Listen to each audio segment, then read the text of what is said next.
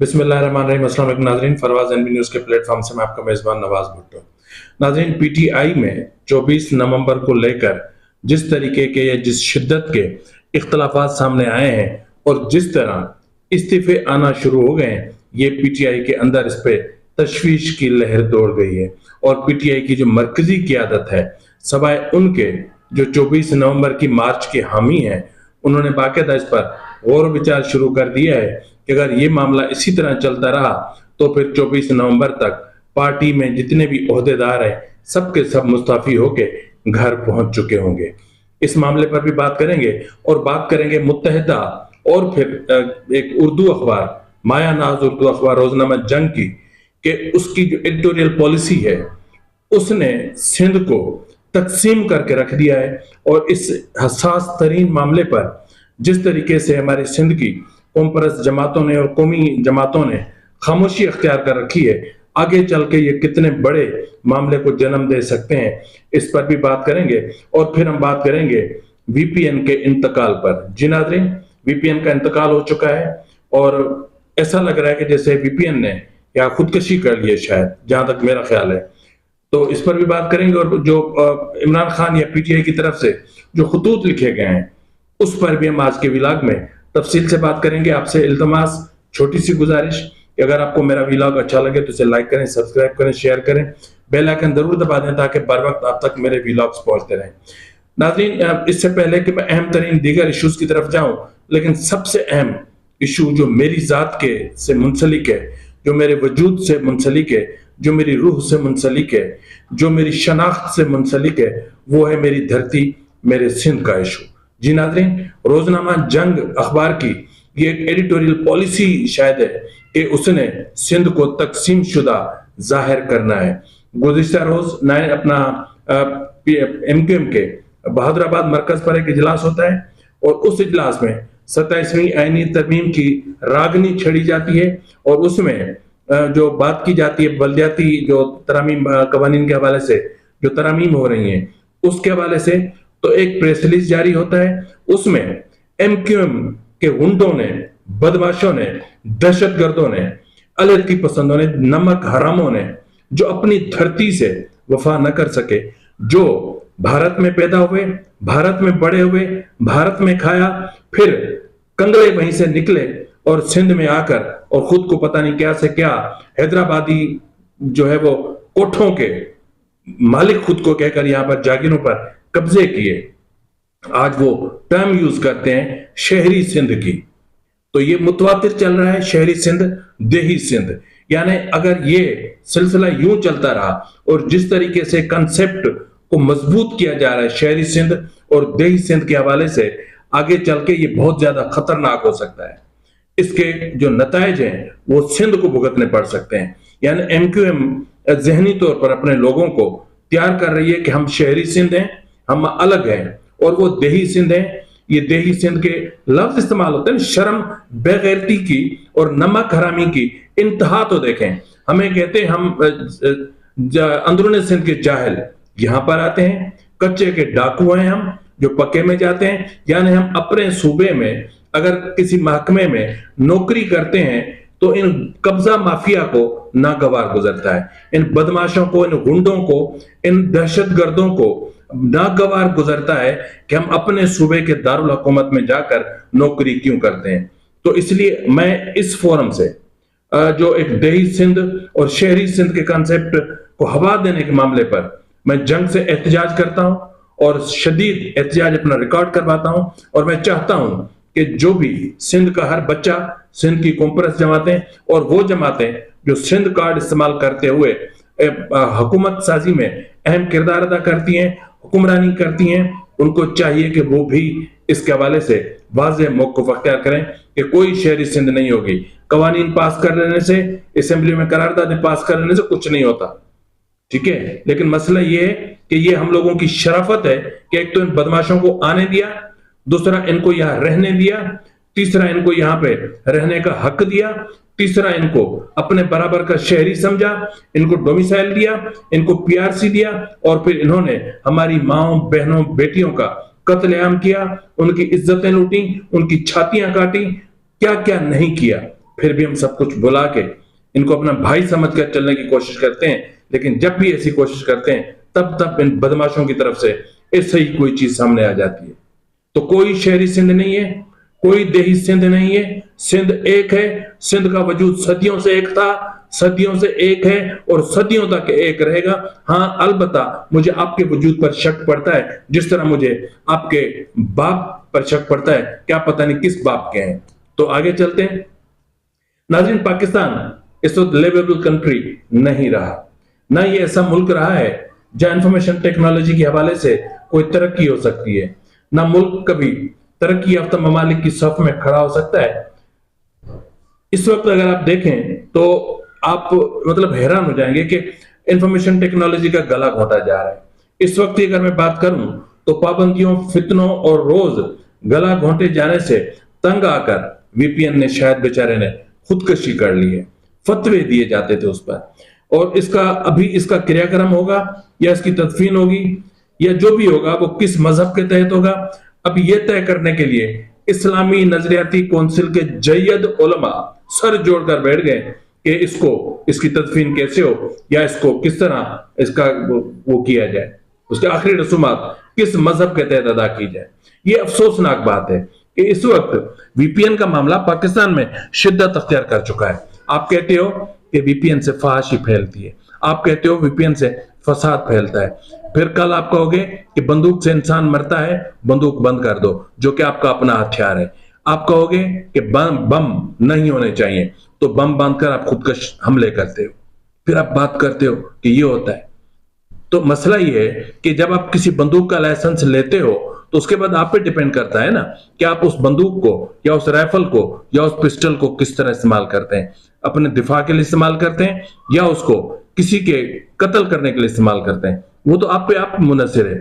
اس وقت پاکستان ڈیجیٹل یا information technology کے حوالے سے دن بہ دن پیچھے جا رہا ہے۔ پاکستان میں کوئی بھی انفارمیشن ٹیکنالوجی کے شعبے میں سرمایہ کاری کرنے کے لیے تیار نہیں ہے۔ یہ روز کا معمول بن چکا ہے کہ کبھی انٹرنیٹ بند کر دیا جاتا ہے، کبھی وی پی این کا گلا گھونٹ دیا جاتا ہے، کبھی ٹریفک بلاک کر سلو کر دیا جاتا ہے۔ یعنی اس وقت 4G کے پیسے ہم سے موبائل نیٹ ورکس لیتے ہیں اور 1 GB ہمیں نہیں دیتے، بلکہ بلاول بھٹو زرداری کا کہنا کہ گھونٹ یعنی ایک مر کے موبائل کی ایک فائل کھلتی ہے تو پھر بھی اس پر پی ٹی اے خاموش ہے۔ پی ٹی اے مطلب آپ اگر اپنے قوانین پر عمل درآمد نہیں کر سکتے تو یہ آپ کا فیلیور ہے۔ اگر حکومت کسی بھی چیز کو کنٹرول نہیں کر پا رہی تو یہ آپ کا فیلیور ہے، آپ کا ایڈمنسٹریٹو فیلیور ہے، آپ کے ڈپارٹمنٹ کا فیلیور ہے۔ آپ کو ڈوب کر مر جانا چاہیے کہ آپ اتنی سی چیز کو اگر نہیں سنبھال پا رہے ہیں تو آپ اس ملک کو کیسے سنبھال رہے ہیں؟ آپ ایک ایٹمک کنٹری کو کس طرح سنبھال رہے ہیں؟ اگر یہ صورتحال رہی تو پاکستان دنیا سے کٹ کے رہ جائے گا، ہم برباد ہو جائیں گے۔ اس وقت جو ڈیجیٹل حقوق کے لیے کام کرنے والے شخصیات ہیں اور پھر اسلامی اسکالرز ہیں، وہ سب ورچوئل پرائیویٹ نیٹ ورکس یعنی وی پی این کی بندش پر سراپا احتجاج ہیں۔ مسئلہ یہ تھا کہ اسلامی نظریاتی کونسل کے سربراہ ڈاکٹر راغب نعیمی صاحب، انہوں نے فتویٰ جاری کرتے ہوئے وی پی این کے استعمال کو غیر شرعی، غیر اسلامی قرار دیا تھا، اور خود جو موبائل یوز کرتے ہیں وہ پتہ نہیں کتنا مسلمان ہے، کتنا شرعی ہے، کتنا اسلامی ہے۔ اگر شریعت اور اسلام کی بات کرتے ہیں تو اسلام نے بہت ساری چیزوں سے ہمیں منع کر رکھا ہے، وہ تو آپ کرتے ہو۔ وہی کہہ رہا ہوں نا کہ آپ سب کچھ کرتے ہو، لیکن جہاں آپ کو اپنے مفادات کا معاملہ آتا ہے، جہاں آپ کے پاس اس چیز کا معاملہ آتا ہے کہ یہاں ہم حکومت کی خوشنودی کیسے حاصل کر سکتے ہیں، مراد کیسے حاصل کر سکتے ہیں، وہاں آپ شاہ سے زیادہ شاہ کے وفادار بن جاتے ہیں۔ یہی ہمارے اسلام کا المیہ رہا ہے۔ اس وقت اگر آپ دیکھیں تو بینکوں سے محض اس بات کی بڑے بڑے علماء تنخواہ لیتے ہیں کہ جو ہے وہ جو سود ہے اس کو کیسے حلال قرار دیا جائے، جو اللہ سے جنگ ہے اس کو کیسے حلال قرار دینا ہے، اس کے پیسے لیے جاتے ہیں۔ علماء جہد علماء اس کے پیسے لیتے ہیں۔ نماز پڑھانی ہے پیسے لینے ہیں، نکاح پڑھوانا ہے پیسے لینے ہیں، اور یہاں تک کہ جنازہ پڑھانا ہے تو اس کا خرچہ لینا ہے، قرآنی تعلیمات دینی ہے تو اس کے پیسے لینے ہیں، حمد و نعت پڑھنی ہے تو اس کے پیسے لینے ہیں۔ سب کچھ آپ نے اس دنیا میں لینا ہے تو پھر اللہ سے آپ کس چیز کی توقع رکھتے ہیں؟ اس وقت اسلامی نظریاتی کونسل کے ایک اور رکن ہے، انہوں نے کہا ہے کہ ڈاکٹر راغب نعیمی کا ذاتی خیال ہے، اسلامی نظریاتی کونسل کا ایسے کوئی تعلق نہیں۔ مسئلہ یہ ہے کہ یا تو ڈکلیئر کرو کہ یہ ایک مذہبی اسٹیٹ ہے، یہ ایک مذہبی ملک ہے، آپ اس کو مذہب سے لنک کر دو، جوڑ دو، اور پھر ہم سب پہ یہ پابندی لگا دو کہ ہم داڑھی رکھیں، ہم سب کو چھوڑ دیں۔ اس طرح نہیں ہوتا، آپ کو دنیا کے ساتھ چلنا ہے۔ آپ کو مطلب کیا کہوں میں، جو ڈیجیٹل رائٹ فاؤنڈیشن DRF کی ایگزیکٹو ڈائریکٹر نگہت داد نے وی پی این کی پابندی کو شہریوں کی رازداری کے آئینی حقوق سے متصادم قرار دیا ہے۔ قائمہ کمیٹی برائے انفارمیشن ٹیکنالوجی اور ٹیلی کام کے سربراہ سینیٹر پلوز شاہ خان نے 18 نومبر کو اس حوالے سے اجلاس طلب کر لیا ہے۔ بلاول بھٹو زرداری، مولانا طارق جمیل، علامہ ناصر عباس اور دیگر علماء اس کی مذمت کر چکے ہیں۔ تو مسئلہ یہ ہے کہ اس وقت یہ اس طرح کی آپ حرکتیں کرتے ہیں تو اس کے کانسیکوینسز تو ریاست کو بھگتنے پڑتے ہیں نا۔ اس وقت اگر آپ وی پی این کو بلاک کر دو گے، آپ انٹرنیٹ کو بند کر دو گے، انٹرنیٹ کا گلا گھونٹ دو گے، 4G کے پیسے لے کر 1G نہیں بلکہ آدھا G دو گے، تو اس کے بعد آپ توقع رکھتے ہو کہ پاکستان میں انفارمیشن ٹیکنالوجی میں کوئی آ کے انویسٹمنٹ کرے گا؟ کس دنیا میں رہتے ہو؟ ایمبیسیز میں وی پی این چلتا ہے، پرائم منسٹرز ہاؤس میں وی پی این چلتا ہے، بڑے بڑے مدارس میں وی پی این چلتا ہے، اپنا اسمبلی سیکریٹریٹ میں وی پی این چلتا ہے، اب منسٹرز آفیسز میں وی پی این چلتا ہے۔ کہاں وی پی این نہیں چلتا؟ اگر آپ اس کو جو ہے وہ غیر شرعی قرار دے دیں گے تو پھر آپ کے ملک میں کون آئے گا انویسٹمنٹ کرنے؟ ایک طرف آپ کہتے ہو کہ وی پی این غیر شرعی ہے، وی پی این کا استعمال غیر شرعی ہے، دوسری طرف پی ٹی اے کہتا ہے کہ نہیں، اب وی پی این کو مسلمان کر لو۔ وی پی این پہلے اسلام قبول کر لے، مسلمان ہو جائے، پھر وی پی این کا استعمال کرو۔ تو مسلمان کیسے ہوگا؟ اس کے آپ ہمارے پاس رجسٹریشن کروا لیں، جیسے نکاح کی رجسٹریشن ہوتی ہے، وہ کروا لیں، وی پی این مسلمان ہو جائے گا، پھر آپ اس کو جو جی میں کریں۔ یار آپ کو پورن ویب سائٹس کو کنٹرول کرنا ہے تو اس کا اپنا ایک ضابطہ اخلاق ہے۔ آپ پورن ویب سائٹس کو انتظامی طور پر کنٹرول کر سکتے ہیں، اس کے لیے کون سی بڑی فارسی ہے، کون سی بڑی ایسی چیز ہے کہ جس کو آپ نہیں کر سکتے؟ اگر نہیں کر سکتے تو چھوڑ دیں، کر دیں محکمے خالی۔ کیوں وزارتوں میں بیٹھے ہوئے ہیں لوگ؟ کیوں ملک کی اکانومی کو تباہ کر رہے ہیں؟ اس طرح تو پاکستان اکانومیکلی تباہ ہو جائے گا۔ اس طرح کہاں جائیں گے کال سینٹرز؟ کہاں جائے گا وہ نوجوان جو گھروں میں بیٹھ کر جو ہے وہ ویب سائٹس بناتا ہے اور انفارمیشن ٹیکنالوجی سے اس کا روزگار چل رہا ہے؟ کال سینٹرز کھلے ہوئے ہیں جس سے روزگار چل رہا ہے، پھر تو سب ختم ہو جائے گا۔ پھر آپ بات کرتے ہو کہ ہمارے زر مبادلہ کے ذخائر، اس طرح زر مبادلہ کے ذخائر آ جائیں گے، چھوڑ دیں سب۔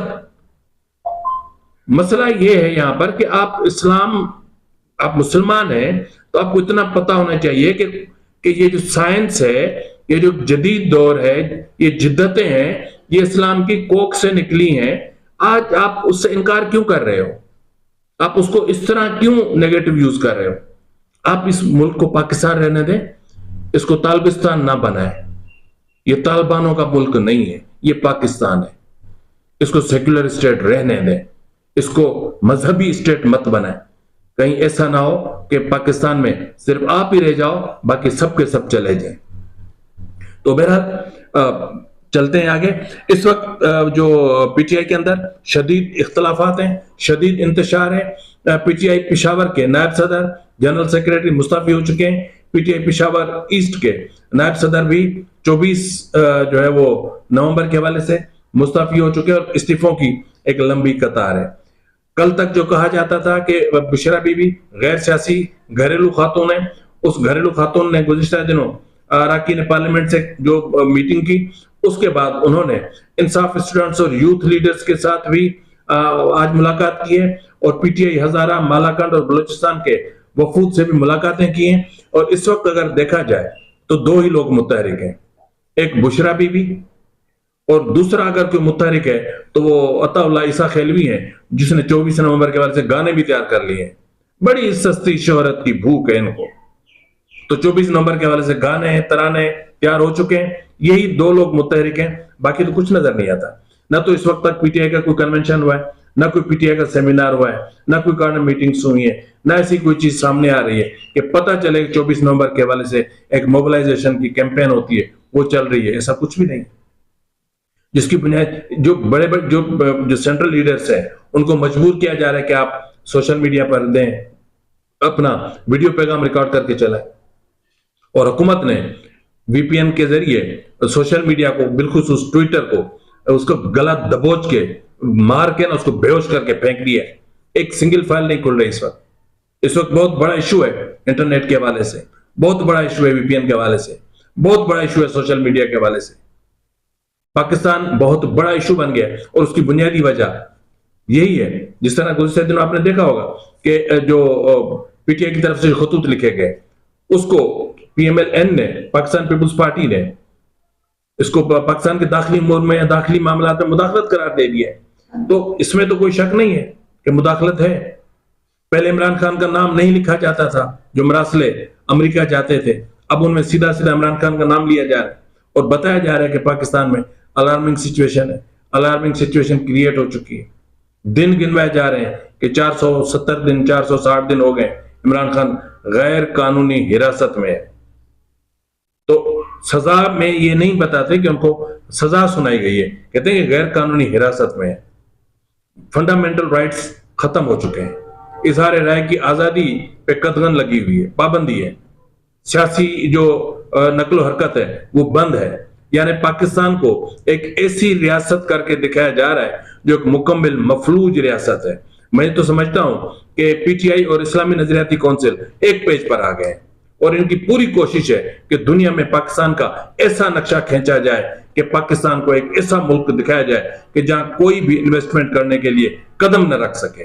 اور یہ جو چیف آف آرمی صاحب سید عاصم منیر صاحب کی جو ایس آئی ایف سی کے حوالے سے کوششیں ہیں، یہ کس کام کی؟ جب آپ اس طرح کی چیزیں کریں گے، آپ کے پاس سب کچھ ہے، وسائل ہے، لیکن آپ کنٹرول نہیں کر پاتے، آپ سے کنٹرول ہو ہی نہیں رہا۔ تو اس کنڈیشن میں، اس صورتحال میں ملک کیسے ترقی کرے گا؟ تو پی ٹی آئی شدید انتشار کا شکار ہے۔ اب یہاں پر مسئلہ یہ ہے کہ پی ٹی آئی اگر کال واپس لیتی ہے تو بھی موت، مؤخر کرتی ہے تو بھی موت، تو بھی پارٹی جاتی ہے، پارٹی کا مورال جاتا ہے۔ اور اگر 24 نومبر کو پی ٹی آئی یہ پروٹیسٹ کرتی ہے تو بھی بڑی مصیبت، کیونکہ پی ٹی آئی کے کچھ رہنماؤں کی یہ خواہش ہے، وہ جو پاکستان سے باہر بیٹھے ہیں، کہ لاشیں گراؤ، لوگ مر رہے ہیں، اتنا شدید پروٹیسٹ ہو کہ گولی چلے، اور اتنی شدید ٹیئر گیسنگ ہو کہ دم گھٹنے سے لوگ مریں۔ لاشیں چاہیے پی ٹی آئی کو 24 نومبر کو۔ یہ لاشیں گریں گی تو ہی ہائپ کریٹ ہوگی، ہائپ کریٹ ہوگی تو پاکستانی حکومت انڈر پریشر آئے گی، انڈر پریشر آئے گی تو عمران خان کو ڈیل دے گی، ڈیل دے گی تو عمران خان باہر آئیں گے۔ بس صورت دیگر گزشتہ روز جس طرح شاہ محمود قریشی نے کہا کہ ہماری طرف بھی دیکھ لو یار، 1.5 سال سے ہم بھی جیل میں پڑے ہیں۔ پی ٹی آئی کا نائب وائس چیئرمین 1.5 سال سے جیل میں پڑا ہے، اس سے کوئی ملنے نہیں جاتا، اس سے کوئی پوچھنے نہیں جاتا، پالیسی امور پر اس سے کوئی ڈسکس کرنے نہیں جاتا۔ تو اس کا مطلب یہ ہے کہ پی ٹی آئی میں ڈکٹیٹرشپ ہے، اس کا مطلب یہ ہے کہ پی ٹی آئی میں آمریت ہے، فاشزم ہے، پی ٹی آئی ون مین شو ہے، پی ٹی آئی بروسیت کا شکار ہو چکی۔ قانون انصاف کی باتیں کرنے والوں نے انصاف کا ستیہ ناش کر دیا ہے، تو انصاف ختم ہو چکا، انصاف نہیں رہا۔ اب جب خود آپ انصاف کا قتل کریں گے، انصاف کا گلا گھونٹیں گے، تو پھر انصاف کہاں سے آئے گا؟ انصاف نہیں آئے گا، اور انصاف کا بول بالا نہیں ہوگا۔ فی الوقت کے لیے اتنا ہی، ملتے اگلے پروگرام میں، تب تک اجازت دیجیے، فی امان اللہ۔